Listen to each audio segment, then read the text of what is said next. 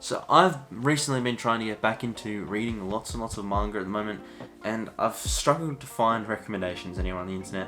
And after the last video, I did get a few recommendations, but one of the volumes that I picked up in that manga haul I actually found through this YouTube video that I saw of a guy talking about a bunch of manga that he read recently and that he actually liked, and some that he didn't like. But that's beside the point. One of that manga that I picked up, I'm just like, what is this manga, man? Dandadan, what is this manga? Dandadan is one of those series where I'm just like, what the fuck? I don't even know what it is. Like, I was sitting there last night, I was like, you know what? The cover was just looking at me. The cover was looking at me like this, and I went, I might pick it up tonight, just like have a read. I'll probably read like a chapter or something. I picked it up, and I was just like, what the fuck is this, man? What is going on? And yeah, that's all I can really say to explain it. Like, Dandadan is one of those things where it just like, I didn't know what I was expecting. I didn't read anything about it. All I knew that apparently it is actually wild. And it delivers. It is wild. It is actually friggin' mental. When I was reading this, I went, oh my gosh, this manga, I need to make a video on it. It is just so mental. But I think it actually is planting itself pretty highly into my favourite manga of all time, so just from reading the first volume.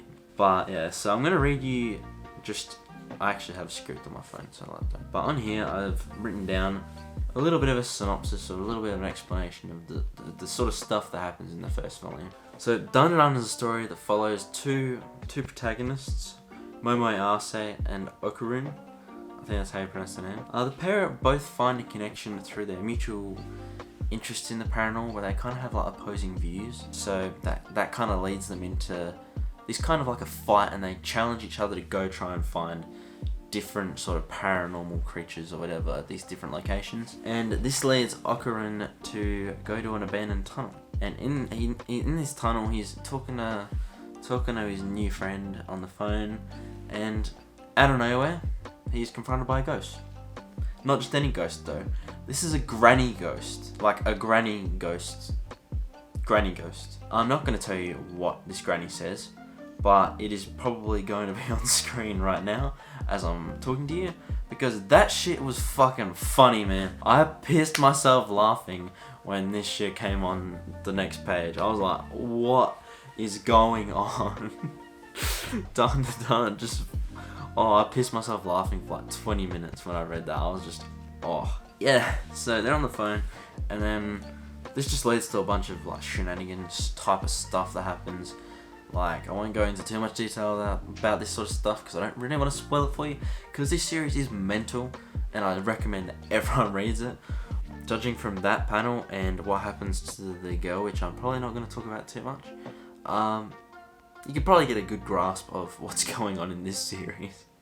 It does go everywhere and anywhere from like a massive ass giant sumo wrestling alien statue things, and to like the chick just goes straight up Super Saiyan at one point. Like, it's actually wild. I don't get it. Basically, yeah, this manga is just everything and anything that you can think of is just in this manga. Like, if you're someone that wants that bit of a degenerate take on the series as well, there is this lady in there who I feel like a lot of you might enjoy.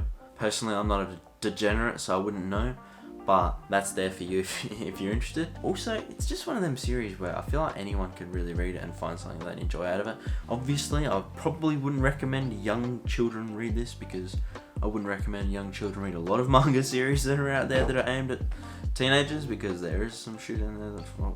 But you know what I mean? Like, it's that sort of thing where it's just so good. We won't even get into the fact that the art style for Dandadan is just mental. Like, I love this art style so much.